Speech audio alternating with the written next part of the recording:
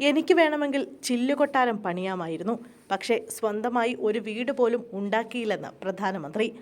ആഡംബര കൊട്ടാരം നിർമ്മിക്കാമായിരുന്നിട്ടും ഒരു വീട് പോലും സ്വന്തമായി നിർമ്മിക്കാത്തയാളാണ് താനെന്ന് പ്രധാനമന്ത്രി നരേന്ദ്രമോദി. രാജ്യത്തെ പാവങ്ങൾക്കായി 4 കോടി വീടുകൾ നിർമ്മിച്ചെന്നും അദ്ദേഹം പറഞ്ഞു. ദില്ലി മുൻ മുഖ്യമന്ത്രി അരവിന്ദ് കെജ്രിവാളിനെതിരെ പരോക്ഷ വിമർശനമായാണ് അദ്ദേഹം ഇക്കാര്യം പറഞ്ഞത്. തനിക്ക് വേണമെങ്കിൽ ചില്ലുകളുടെ കൊട്ടാരം പണിയാമായിരുന്നു, എന്നാൽ ജനങ്ങൾക്ക് വീടുകൾ നൽകുക എന്നതായിരുന്നു തന്റെ സ്വപ്നം. ഡൽഹിയിൽ വിവിധ പദ്ധതികൾ ഉദ്ഘാടനം ചെയ്ത ശേഷം അദ്ദേഹം പറഞ്ഞു. ദില്ലിയിലെ അശോക് വിഹാറിൽ ചേരനിവാസികൾക്കായി നിർമ്മിച്ച ഫ്ളാറ്റുകൾ അദ്ദേഹം സന്ദർശിച്ചു. ആകെ 1675 ഫ്ളാറ്റുകളാണ് ഇവിടെ നിർമ്മിച്ചത്.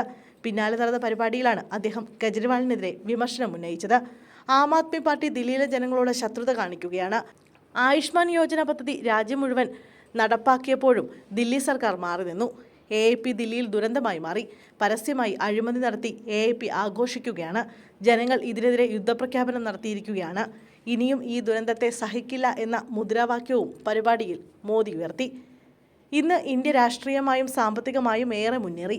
ലോകത്തിനു മുന്നിൽ ഇന്ത്യയുടെ കുതിപ്പ് അടയാളപ്പെടുത്തുന്നതാവും ഈ വർഷമെന്നും മോദി പറഞ്ഞു. ഇന്ന് ഇവിടെ നിൽക്കുമ്പോൾ ചില പഴയ ഓർമ്മകൾ തന്നിലേക്കെത്തുന്നു. ഇന്ദിരാഗാന്ധിയുടെ സ്വേച്ഛാധിപത്യത്തിനെതിരെ രാജ്യം പോരാടിയപ്പോൾ താൻ ഉൾപ്പെടെ ആളുകൾ ഒളിച്ചു താമസിച്ച ഇടമാണ് അശോക് വിഹാർ എന്നും പ്രധാനമന്ത്രി പറഞ്ഞു.